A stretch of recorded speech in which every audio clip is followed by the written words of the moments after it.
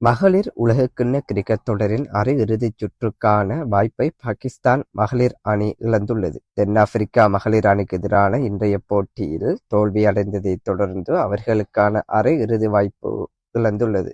போட்டியின் நாணய சுழற்சியில் வெற்றி பெற்ற பாகிஸ்தான் மகளிர் அணி முதலில் களத்தடுப்பில் ஈடுபட தீர்மானித்துள்ளது.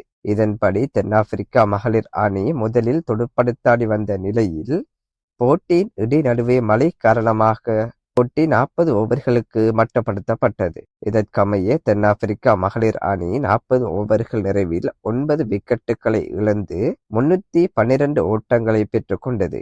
இந்நிலையில் அம்மழையின் குறுக்கீடு காரணமாக டிஎல்எஸ் முறைப்படி பாகிஸ்தான் மகளிர் அணிக்கு 20 ஓவர்களில் 234 ஓட்டங்கள் வெற்றி இலக்காக நிர்ணயிக்கப்பட்டது. இதற்கமைய வெற்றி இலக்கை நோக்கி துடுப்படுத்தாடிய பாகிஸ்தான் மகளிர் அணி 20 ஓவர்கள் நிறைவில் 7 விக்கெட்டுகளை இழந்து 83 ஓட்டங்களை மாத்திரம் பெற்று தோல்வியை தழுவியது.